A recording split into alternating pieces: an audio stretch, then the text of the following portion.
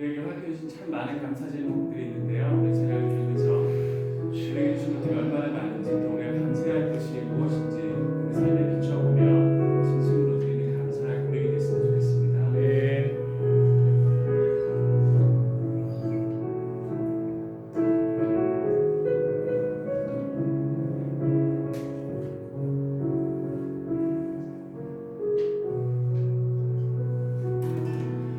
오늘 숨을 쉬는 것 감사해. 나를 사모하신 것 감사해. 내 뜻대로 안 돼도 주가 인도하신 것 모든 것 감사해. 내게 주신 모든 것 감사해. 때론 가져가신 것 감사해. 내게 고난 주셔서 주를 알게 하신 것 모든 것 감사해. 주님 감사해요. 주님 감사해요. 내가 여기까지 온 것도 은혜입니다. 주님 감사해요. 주님 감사해요. 나를 사랑하신 주 사랑 감사합니다. 오늘 숨을 쉬는 것 감사. 나를 구원하신 것 감사. 내 뜻대로 안 돼도 주가 인도하신 것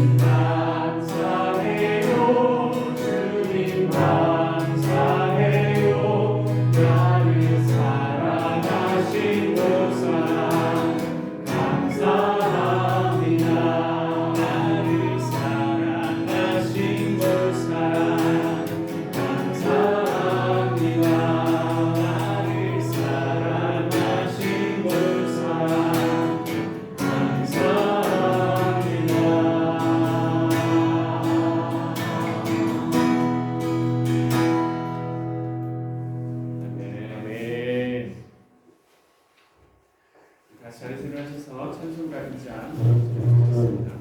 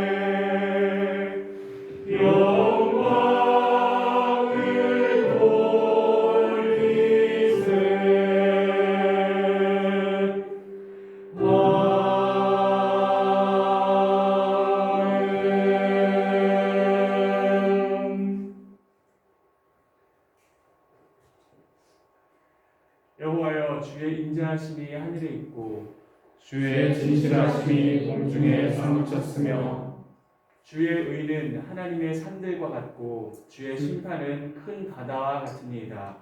여호와여, 주는 사람과 짐승을 구하여 주시나이다. 하나님이여, 주의 인자하심이 어찌 그리 보배로우신지요. 사람들이 주의 날개 그늘 아래에 피하나이다. 그들이 주의 집에 있는 살찐 것으로 풍족할 것이라. 주께서 주의 공락의 강물을 마시게 하시리이다. 진실로 생명의 원천이 주께 있사오니 주의 빛 안에서 우리가 빛을 보리이다. 주를 아는 자들에게 주의 인자하심을 계속 베푸시며 마음이 정직한 자에게 주의 공의를 베푸소서. 아멘. 사도신경으로 우리의 신앙을 고백하겠습니다. 나는 전능하신 아버지 하나님 천지의 창조주를 믿습니다. 나는 그의 위대하신 아들 우리 주 예수 그리스도를 믿습니다. 그는 성령으로 인도되어 동정녀 마리아에게서 나시고 본디오 빌라도에게 고난을 받아 십자가에 못 박혀 죽으시고 장사된 지 사흘 만에 죽은 자 가운데서 다시 살아나셨으며 하늘로 오시어 전능하신 아버지 하나님 하나님 기다리시다가 거기로부터 살아있는 자와 죽은 자를 심판하러 오십니다. 나는 성령을 믿으며 거룩한 공교회와 성도의 교제와 죄를 용서하는 능력과 몸의 부활과 영생을 믿습니다. 아멘. 자리에 앉으셔서 시편 낭송 듣겠습니다.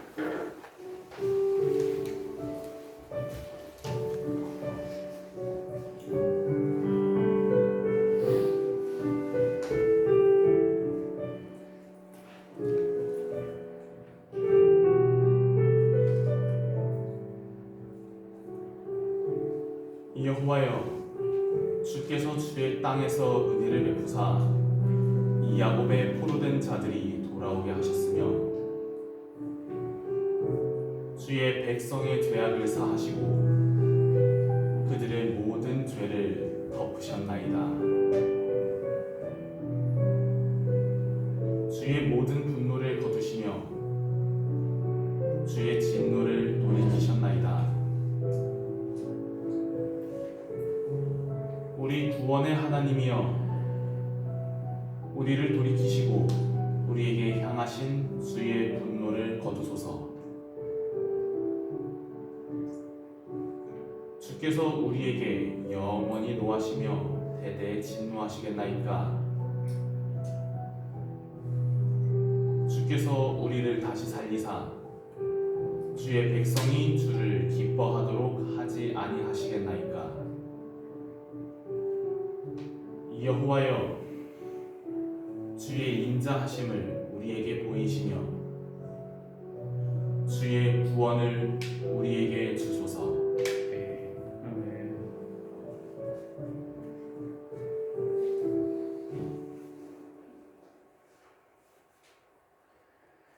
오늘 예배를 위해 우리를 대표하여 윤철 목사님 기도해 주시겠습니다.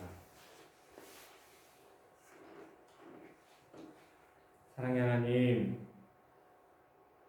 오늘도 우리에게 은혜 주셔서 호흡 주시고 생명 주시고 많은 것 주셨습니다. 찬양을 통해 그것 오늘 깨닫게 해주시고 감사하는 마음 올려드릴 수 있도록 인도해 주시니 감사합니다. 우리의 삶이 더욱더 주님의 삶과 연결되어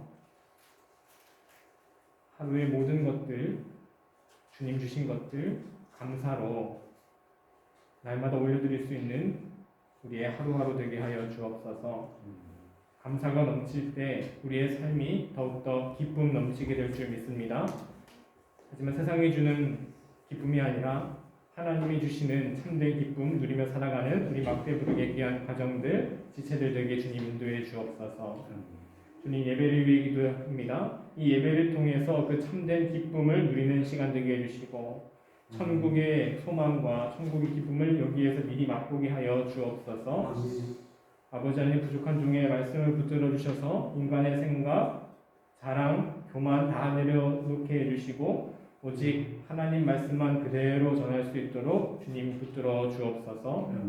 예배를 돕는 손길 주님 붙들어 주셔서 그 손으로 하는 모든 것들이 복되고 잘 되도록 주님 인도해 주옵소서. 우리의 귀한 가정들이 있습니다. 한 가정 한 가정 얼마나 아름답고 얼마나 겸손한 모습으로 서가는지 모릅니다. 그 가정에 평안과 건강을 허락하여 주옵소서. 특별히 우리 자녀들이 있습니다. 자녀들에게 요셉의 꿈을 허락하여 주시고 다윗의 용기를 허락하여 주시고 다니엘의 총명함을 허락하여 주셔서 하나님의 꿈을 품고 살아갈 때에 미래에 정말 모든 것 하나님께 영광 돌리며 크게 쓰임받을 수 있는 귀한 자녀들로 세워 주옵소서. 건강한 신앙 갖게 해주시고 아름다운 꿈을 품도록 인도해 주옵소서. 우리 교회에 미래를 향해 나아가는 귀한 청년들이 있습니다. 주님 붙들어 주셔서 그 청년들이 계획하고 해 나가는 모든 일 주님께서 먼저 앞길 닦아 주시고 그 길로 나아갈 때 주님께 감사하며 평탄하게 주님을 찬양하며 나아갈 수 있는 우리 청년들 되도록 주님 인도해 주옵소서. 그것을 위해 선배된 우리가 먼저 기도하고 축복으로 길을 닦아줄 수 있도록 인도해 주옵소서. 주님 우리 사회의 어려움들 주님 아시지요? 우리는 다만 기도할 뿐입니다. 사회에 고통받고 어려워하는 이들 주님께서 눈물을 닦아주시고 돌보아 주옵소서. 예배 끝까지 주님 홀로 영광 받아주실 줄 믿으며 예수 그리스도의 이름으로 기도드렸습니다. 아멘.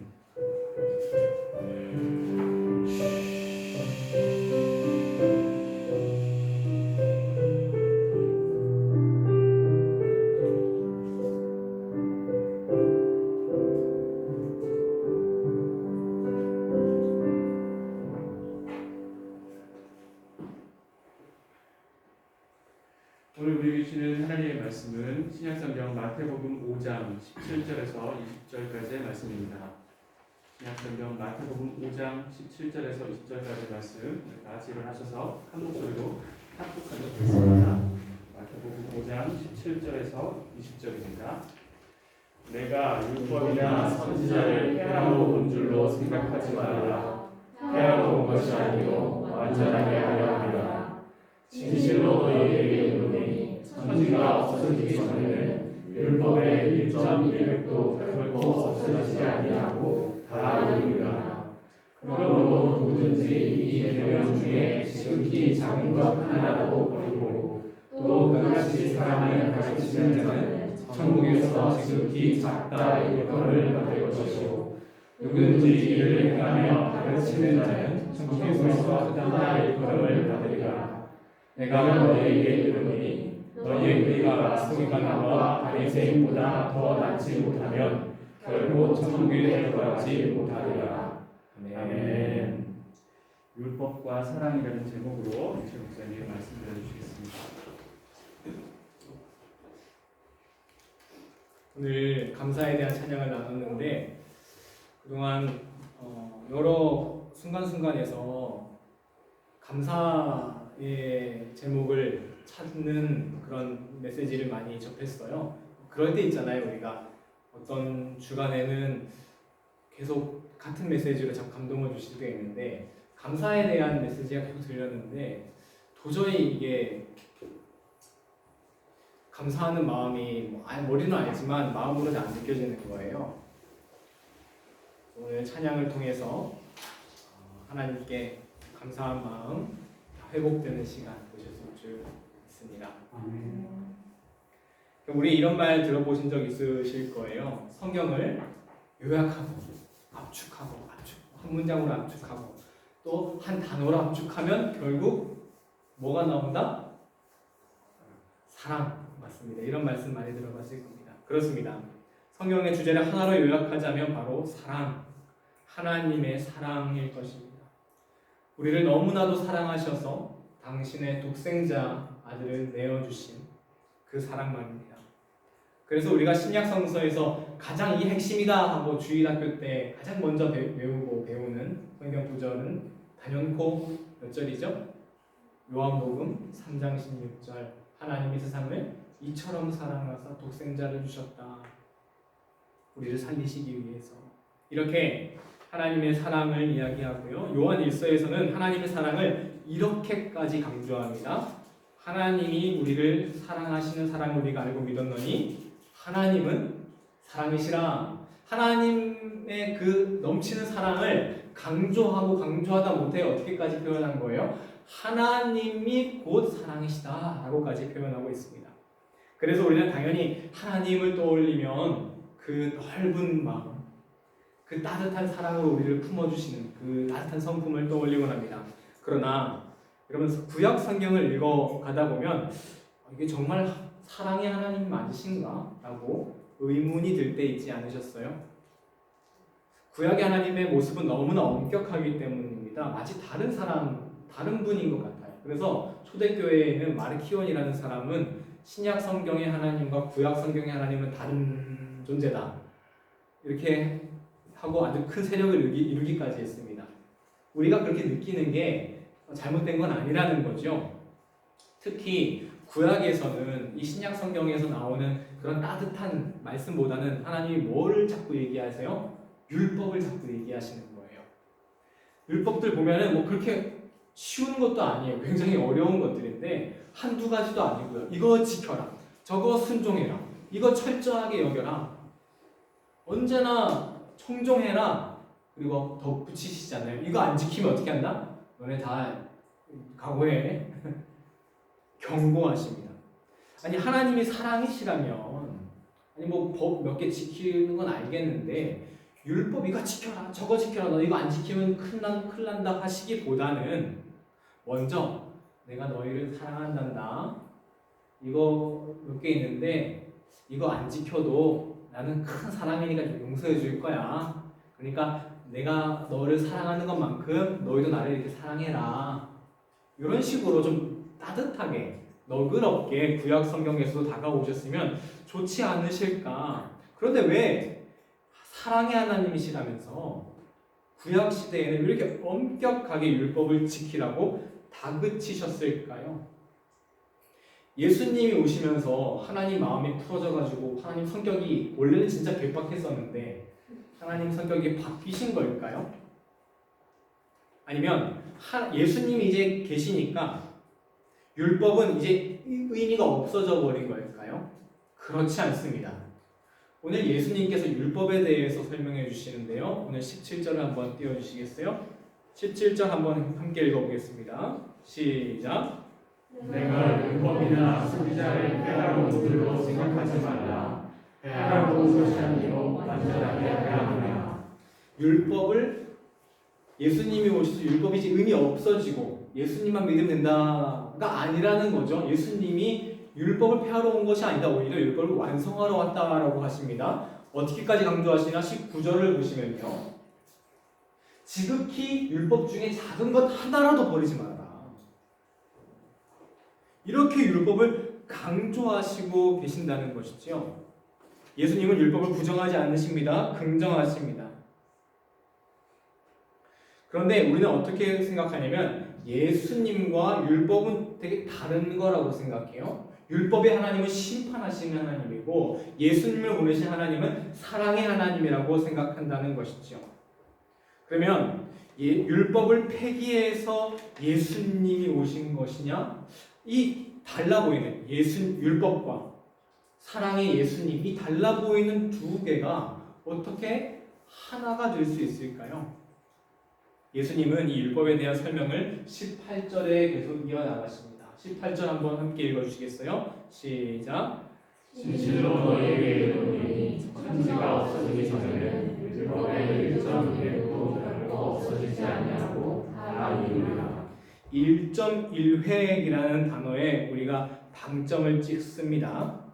정말 정확하게 이루어져야 한다는 뜻이겠죠. 1.1획도 없어지지 아니하리라.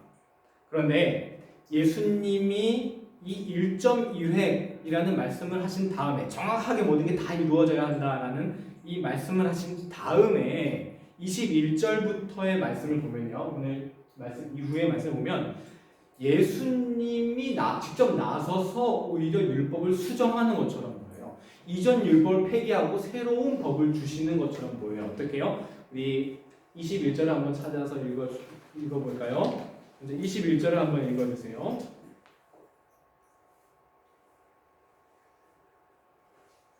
최재훈님 먼저 읽어주시겠어요? 옛 사람에게 말한 바 살인하지 말라 누구든지 살인하면 심판을 받게 되리라 하였다는 것을 너희가 들었으나. 자, 예전 율법에는 이렇게 했다는 걸 너희가 들었을 것이다. 근데 22절에 어떻게 나옵니까?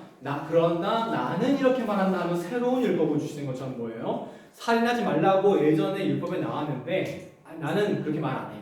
나는 어떻게 말하냐면 형제들 보고 뭐라고 부르면 나가, 여기 해석 따르면 바보라고 부르면 다 지옥불에 떨어질 거야. 이렇게 말씀을 하세요. 뉘앙스가 어떻게 들립니까? 예전 율법을 내가 폐기한다. 너희들에게 새로운 것을 준다. 이런 뉘앙스로 들리거든요. 분명히 18절에서는 1.1획도 변하지 말 거라고 하셨으면서 예수님이 오히려 율법을 부정하고 있는 모습처럼 보입니다. 27절 우리가 한번 또 읽어주시겠어요? 우리 27절 우리 찾으신 분이 한번 읽어주시겠습니까? 27절. 또 간음하지 말라 하였다는 것을 너희가 들었으나. 네, 21절 이후로 계속 예수님의 말씀의 패턴이 이러합니다. 예전에는 이랬는데 나는 이렇게 말한다. 간음하지 말라라는 말은 내가 있으나 어떻게 해요? 그 다음에 어떻게 합니까? 여인을 보고 음욕을 품은 자도 이미 간음함이라. 마음에 대해서 얘기하고 있죠. 31절도 한 번만 또 볼까요? 또 찾으신 분이 또 읽어주시겠습니까? 31절. 또 일러스되 누구든지 아내를 버리려거든 이혼 증서를 줄 것이라 하였으나. 자, 이혼 증서를 주면 이혼할 수 있다라는 법이 있었어요. 근데 그게 아니라 어떻게 해서든 이혼하지 마라. 이혼하고 다른 여자 만나는 것도 가능한 것이다. 라고 또 새로운 법을 얘기하시는 것처럼 보이고요. 38절 마지막으로 한번 또 누가 읽어주시겠습니까? 또 눈은 눈으로 이는 이로 갚으라 하였다는 것을 너희가 들었으나. 이제 그 다음에 아주 유명한 말씀 나오죠. 이전에는 이는 이로 갚으라 했는데 앞으로는 어떻게 한다?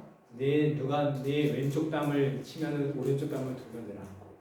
네가 겉옷을 달라고 하면 속옷까지 내준다. 오리를 가져가면 십리를 같이 가져라. 새로운 말씀을 하는 것처럼 보입니다. 하지만 이것은 수정과 율법을 폐기하는 것이 아닙니다. 이렇게 지키는 것이 바로 율법의 진짜 의미, 율법의 속뜻을 지키는 것이라는 것입니다. 율법의 속뜻이 바로 무엇이냐? 예수님 그 자체이신 바로 사랑입니다. 21절을 다시 한번 볼까요? 21절이 뭐라고 했다고요? 살인하지 말라라고 했습니다. 근데 이것을 유대인들은 그냥 법으로만 지켰다고요? 살인하지 말라고 했으니까 살인하지 말라고 했으니까 뭐도 하면 되겠네?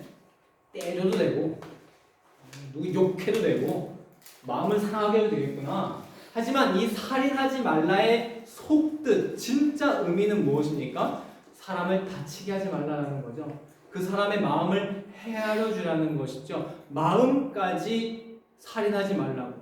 그 사람은 오히려 적극적으로 나가서 사랑하라는 것이죠. 27절 볼까요? 27절 보면은 간음하지 말라고 했습니다. 그래서 그러니까 이 사람들이 간음하지만 말라고 했으니까 그 법만 지키고 별짓을 다 할 거 아닙니까? 하지만 그 간음하지 말라는 속 뜻은 무엇입니까? 여인을 보고 음욕을 품는 자마다 간음합니다. 한 여인을 성적 도구로 그런 식으로 바라보고 한 여인을 그런 식으로 대상화하지 말라는 것이죠. 그 사람을 인격 그 자체로 사랑해 주라는 것이죠. 그 사랑이 계속 포함되어 있습니다. 이혼 증서를 주면 줘서 이혼해라라는 건 뭡니까? 이혼 증서만 발급하면 너네 다 이혼할 수 있어 이게 아니라 진짜 속뜻은 무엇입니까?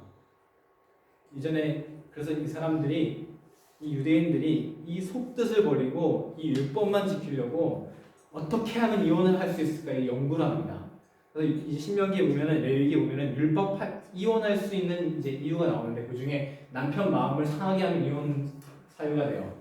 이혼 발급을 할 수 있어요. 그래가지고 그 기록에 성경이 아닌 기록에 어떻게 나오면 음식을 짜게 만들었어요. 국을 짜게 만들어서 이혼당한 여인도 나옵니다.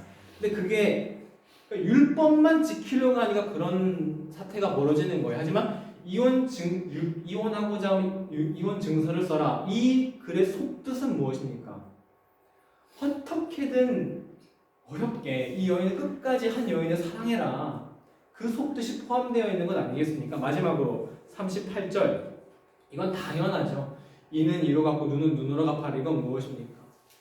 그 사람을 쓸데없이 해하지 말라는 것이죠. 거기에 속뜻은 그 사람을 사랑하라는 것 아니겠습니까? 그 사람이 나에게 입힌 피해 그 이상으로 피해 입히지 마라는 건 그 속뜻은 그 사람을 사랑하라는 거죠. 이해하라는 거죠. 그래서 예수님께서 마치 이 율법을 수정하는 것처럼 보이지만 그래서 당신이 직접 말씀하신 1.1획이라는 말과 반대로 가는 것 같지만 진짜 1.1획의 말씀의 뜻은 무엇입니까? 속뜻? 율법의 속뜻을 너네들이 왜곡하지 말아라. 그래서 에베소서에서 이렇게 말합니다. 율법의 조문들을 폐하시고 예수님께서 율법의 유대인들이 그 율법 조문 하나하나를 신경 썼단 말이죠. 오늘날도 이 1.1획이라는 말이 문자주의자들의 주요 근거 구절로 사용됩니다. 성경을 문자 그대로 믿어야 한다는 것이에요. 그런데 이런 성경을 문자 그대로 믿어야 한다는 이 문자주의자들의 따지면 이 예수님이 우리에게 새로운 율법인 것처럼 주셨던 게 오히려 우리에게 더 짐이 되어 나타납니다. 아, 이게 새로운 개념이야? 친구 보고 바보라고도 하면 안 돼? 이 더 무거운 짐이 생긴 거예요. 하지만 이 산상수훈의 말씀 보면 정말 와, 이걸 어떻게 우리가 지키고 살지 할 만한 것들이 많잖아요. 예수님께서는 이걸 우리에게 또 다른 무거운 짐, 또다시 우리가 더 높이 지켜야 할 새로운 어떤 규칙을 주신 게 아니라 기존에 있었던 그 율법의 속뜻을 생각하라 라고 하신 것입니다. 그러므로 율법은 바로 그 속뜻, 율법의 속뜻은 바로 사랑입니다. 율법은 예수님의 사랑과 구분되는 것이 아닙니다. 율법을 보면 이거 지켜라, 저거 지켜라, 이거 안 지키면 홍군약 날 것이다 이런 것이 아니라 율법은 하나님이 우리에게 사랑을 베풀어 주신 것인데 왜? 사랑을 실천하기 위해서는 방법이 필요하기 때문입니다. 제가 대학교 3학년 때 연애를 한 번 했었는데 첫 연애였는데 교회 중고등부 선생님 청년분이랑 연애를 한 번 했었는데요. 그때 제가 순수했나 봐요. 그 친구가 저한테 너는 진짜 여자 마음을 몰라. 너는 연애가 처음이라서 너 연애를 진짜 못해. 이런 말을 계속 했었어요. 제가 제일 이해 안 됐던 게 예를 들어서 친구들이랑 막 축구하자고 막 얘기를 했습니다. 축구를 막 하자는 거예요. 그래서 토요일에 축구하자 라고 해서 약속 잡았어요. 그랬더니 이 여자애가 어떻게 그럴 수가 있냐며 나는 너를 위해 토요일에 약속도 안 잡고 있는데 어떻게 그렇게 아니 지금 약속을 잡았는데 어떻게 내가 그거를 미리 물어보겠어요? 근데 나중에는 이제 다 인정하기로 했습니다. 아, 그렇구나. 내가 잘못한 거구나. 사랑하는 방법이 중요하지 않습니까? 아무리 사랑해도 사랑하는 방법이 틀리면 그건 스토커가 되고요. 그것은 무관심한 것이 되는 것이죠. 여러분, 성경 말씀을 보면요, 율법을 보면요, 특히 다시 한번 이제 집에 가셔서 율법을 찬찬히 읽어보세요. 찬찬히. 그동안은 이 율법이 하나님이 이것도 해라, 저것도 해라, 이거 안 하면 너 큰일 날 것이다 라고 들리실 거예요. 그런데 예수님은 우리에게 내가 너희를 사랑하는 것처럼 너도 나를 사랑해라 라고 하시면서 그래 너네들이 이제 알아서 해봐 라고 하지 않으셨어요. 그러면 사랑의 방법이 되게 중요하잖아요. 하나님께서는 우리에게 어떻게 하면 하나님을 사랑할 수 있는지 그것을 아주 조목조목 하나하나 또 조곤조곤하게 알려주시는 거예요. 여러분, 마치 처음 캠핑 가는 초등학생 어린 자녀를 두고 어머니가 어떻게 챙겨주시겠어요? 여러분 만약에 어머니세요. 이제 내 딸이 초등학교 1학년에 돼가지고 처음 캠핑을 2박 3일 간다는 거예요. 그러면 여러분 어떻게 하시겠어요? 여기 너네 뭐 네가 알아서 짐 싸서 가 라고 안 하시겠죠. 짐을 이미 다 쌀 거예요. 그래서 앉혀두고 야 세세하게 설명해 주는 거예요. 도착하면 짐을 이렇게 해가지고 이렇게 풀고 여기 이불 있으니까 요거 덮고 자고 추우면 여기 핫팩 있으니까 꺼내서 요거 붙이고 둘째 날은 요거 열어라. 요 가방을 열어서 봉투에 여기 양말 있으니까 여기 티셔츠를 갈아입고 여기 보면 통장 있고 아주 세세히 하나하나 알려주신다고요. 한 번 하고 마시겠습니까? 전화해가지고 너 그 둘째 그거 열었니? 또 말씀해 주시고 또 말씀해 주세요. 어릴 때는요, 빨리 가고 싶은데 캠핑 빨리 가고 싶은데 자꾸 똑같은 설명 계속 해주시는 어머니가 이거 귀찮았거든요. 하지만 이제 그 잔소리 안에 얼마나 큰 어머니의 사랑이 담겨 있는지 압니다.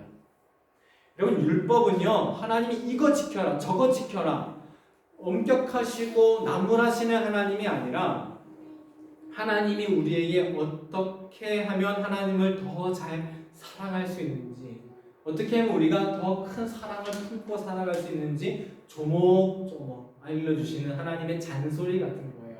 그 안에 하나님의 사랑이 듬뿍 담겨 있는 것이죠. 그래서 율법이 사랑이 되는 것, 그것은 두 가지가 있습니다. 첫 번째는 우리가 어떻게 하면 하나님을 더 사랑할 수 있는지, 두 번째는 하나님이 우리를 어떻게 사랑하시는지.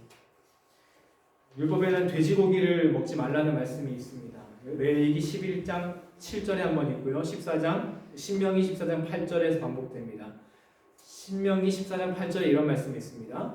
돼지는 굽이 갈라졌으나 새김질을 못하므로 너희에게 부정하니 너희는 이런 것의 고기를 먹지 말 것이며. 삼겹살을 못 먹는다는 천천병력 같은 말씀이세요. 아니, 삼겹살은 사랑인데 우리에게 사랑을 뺏어가시는 것 같아요. 근데 이게 사랑이라고요. 여러분, 성경은 여러 관점에서 읽을 수 있는데요. 문화인류학자가 쓴 성경이 있는데 거기에서 아주 재미난 해석을 발견해서 여러분께 소개해드립니다. 왜 하나님은 돼지를 먹지 말라고 하셨습니까? 여러분, 돼지는 다른 동물보다 특히 사람이 먹는 것과 똑같은 것을 많이 먹는다고 합니다. 여러분, 사람을 초원에 풀어놓는다고 해서 양처럼 그 풀을 막 뜯어먹을 수 있습니까? 아니잖아요. 근데 돼지는 사람 먹는 거랑 똑같이 먹는다는 거죠. 그래서 여러분, 탕자에 보면 무슨 탕자죠?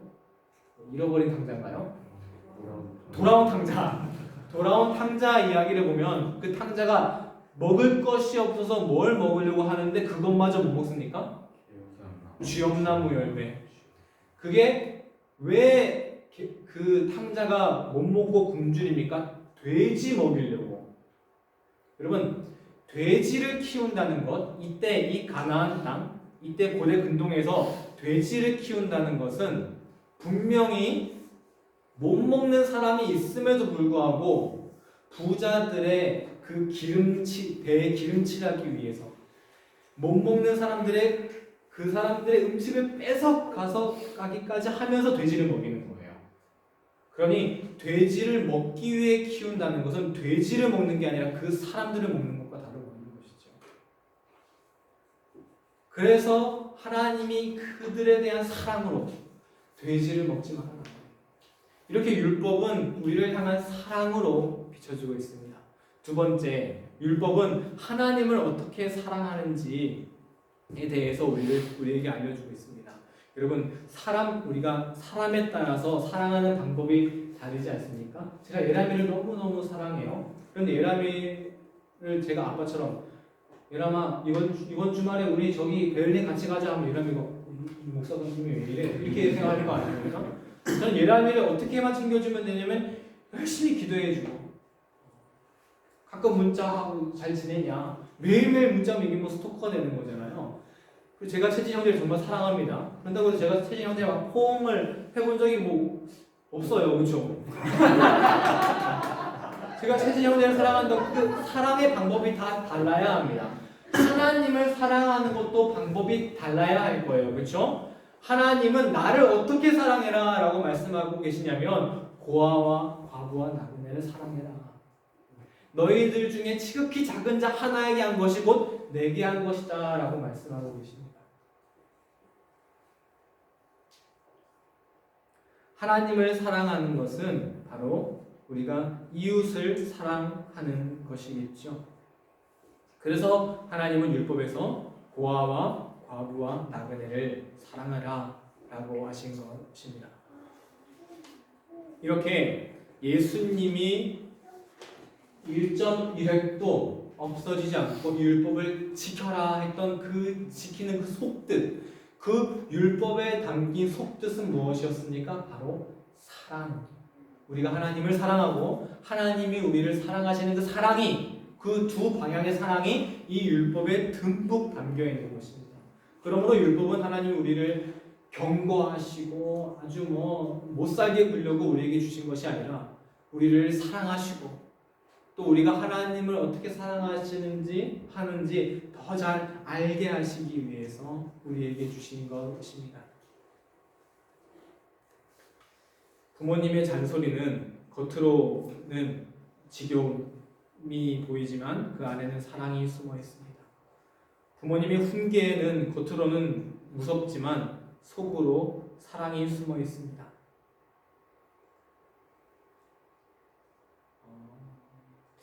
우리 어머니를 여러분 기쁘게 해드린 적이 혹시 있으신가요? 언제 어머니가 참 기뻐하셨나요? 고등학교 때 생각하면은 성적 잘 받아왔을 때 이러면은 어머니의 기분 좋으시겠죠? 다른 것들은 다 그래 네가 당연히 해야 할 일이지 약간 이런 반응이셨어요. 기뻐하셨지만 그래 그 정도는 네 아들이니까 해야지 약간 이런 반응. 당연하다는 게 아니라 예상했다. 너가 이렇게 잘할 줄 알았다. 그런데 딱 한 번 어머니가 와 네가 이럴 줄은 몰랐는데 정말 예상외다. 그래서 내가 너무 행복하다라고 어머니가 저 때문에 이렇게까지 행복하시나 할 경험했는데 바로 여동생에게 노트북 한번 사줬을 때였어요. 그거 지금은 잘 생각이 안 나는데 어머니가 내가 예상하지도 못했는데 너 때문에 참 기쁘다라고 하셨을 때 제가 여동생과 뭔가 참 잘 지낼 때 평소에는 말도 안 하거든요. 뭔가 되게 서로 잘 챙겨줄 때 그럴 때 참 기뻐하시더라고요. 그런데 그러면 하나님이 우리를 보실 때 언제 하나님이 참 기뻐하실까요? 주 안에서 형제 자매된 우리 막대부록 지체들이 네가 저기 가정을 위해 기도해 준다고? 하나님이 전혀 예상치 못하시면서 기뻐하지 않으실까요? 야, 너네 별로 안 친하잖아. 근데 왜 이렇게 서로 잘 챙겨줘? 이러면서 기뻐하지 않으실까요? 이런 의문 좀 가지실 수 있으실 겁니다. 아니 구약에는 율법만 나온 것이 아니라 하나님이 아주 화도 내시면서 벌도 내리시는데요. 그럼 저 아버지가 가장 화날 때를 본 적이 있는데요. 언제 여러분 아버지가 가장 화나셨었나요? 초등학교 때 비비탄총을 아버지가 사주셨어요. 아버지의 축복이죠. 아버지의 축복을 받아서 그걸 막 누렸어요. 마당에서 막 팡팡팡팡 쏠고 있는데 이제 지겨워진 거죠. 이제 일반 그 사물들이. 그래가지고 근데 저기 보니까 이제 한 4살짜리 제 동생이 있었습니다. 동생이 아주 얼굴이 빵빵했어요. 그래가지고 제가 그게 명사순지는 몰랐어요. 탕 했는데 이게 정말 촥 하더니 여기 탁 맞는 거예요. 당연히 막 난리가 났죠. 근데 아버지가 완전 천둥같이 가져와 하시더니 그 비비탄 총이 긴 거를 그냥 한 방에 두동강으로 박살내버리시더라고요. 너무 무서웠는데요. 그 아버지의 천둥 같은 목소리, 그 비비탄 총을 부러뜨리는 그 체벌, 저를 혼내시는 그 체벌에서 저는 오히려 사랑이 느껴지더라고요. 아버지가 동생을 이렇게까지 생각하시는구나. 여러분, 율법에 나오는 하나님의 벌도 그런 것 아닐까요? 우리가 서로 죄를 지어서 서로를 못되게 굴고 서로의 마음을 해칠 때 하나님이 그렇게 분노하시고 체벌하셨던 것은 아닐까요? 오늘 율법에 담긴 하나님의 사랑을 우리가 보았습니다. 예수님께서 율법은 17절 마지막 읽고 우리 함께 마치도록 하겠습니다. 17절 한번 읽어주시겠어요? 내가 율법이나 선지자를 폐하러 줄로 생각하지 말라. 폐하러 온 것이 아니요 완전하게 하려 함이라. 예수님이 당신의 생애를 다 바쳐서 마지막으로 이루신 것이 무엇입니까? 완전하게 이루신 것? 바로 십자가의 사랑이죠. 그런데 예수님이 왜 오셨다는 거예요? 율법을 완전하게 하시기 위해 오셨다는 겁니다. 그러면 어떤 결론이 도출됩니까? 율법의 그 속뜻, 율법의 진정한 의미는 바로 십자가 사랑과 다르다는 것이죠. 여러분, 이번 주에는 특히 모세오경에 나오는 그 율법들을 잔잔하게 한번 읽어보시면서 거기에 이제 그냥 문자만 읽지 마시고 하나님의 그 어투를 넣어서 한번 읽어보시는 거예요. 이거 지켜, 저거 지켜 하면서 무슨 엄격한 신이 아니라 우리에게 하나하나 조곤조곤 모든 것을 다 설명해 주시고 싶으신 그 하나님의 따뜻한 마음을 읽어보시는 한 주간 되시기를 예수님의 이름으로 축원합니다. 기도하겠습니다. 하나님, 오늘 예수님께서 말씀하신 율법을 폐하러 온 것이 아니라 1.1획도 틀리지 않고 완성하려고 오셨다는 그 말씀의 속뜻을 오늘 배웠습니다. 율법 속에 있는 그 사랑의 뜻을 온전히 실천하며 살 수 있는 우리 되게 하여 주옵소서. 예수님의 이름으로 간절히 기도드렸습니다. 아멘. 찬송가 438장 예수님 보시겠습니다.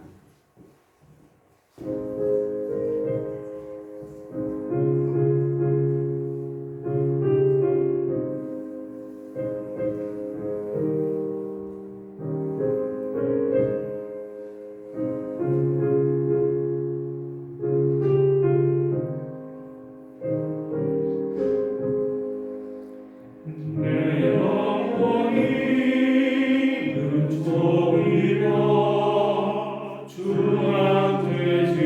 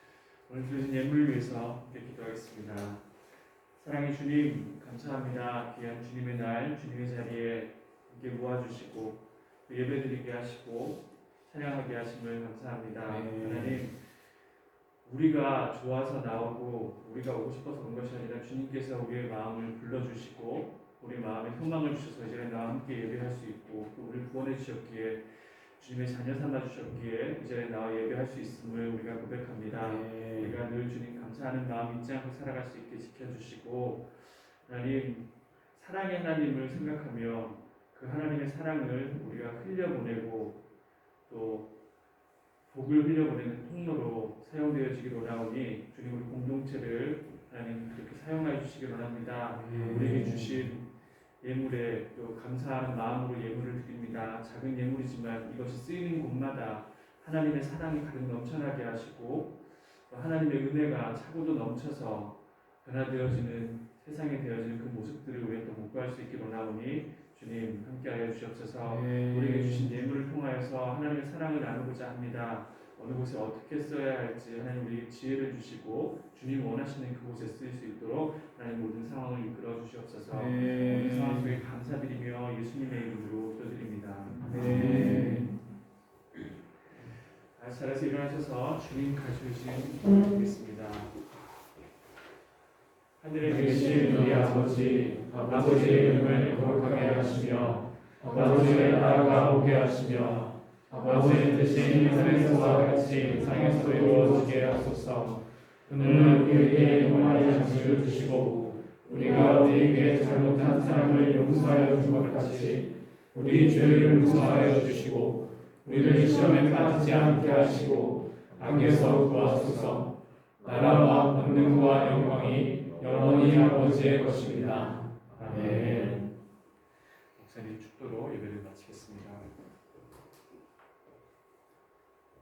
이제는 우리를 위해 당신의 독생자 예수 그리스도를 이 땅에 보내주신 하나님 아버지의 극진하신 은혜와 십자가에서 우리의 모든 죄를 짊어지시고 용서해 주신 예수 그리스도의 크신 사랑과 성령님의 감화, 감동, 인도 역사하심이 이제 하나님의 사랑을 더욱더 깨닫고 하나님을 사랑하기 위해 서로를 아끼며 보듬어 주기로 결심한 우리 막대불개 귀한 지체들, 영혼들, 그들의 가정과 생업, 또한 우리의 자녀들의 미래와 앞길 위해, 또한 청년들의 앞으로의 계획과 나아가는 길 위해, 한국에 계신 우리의 가족들 머리머리 위에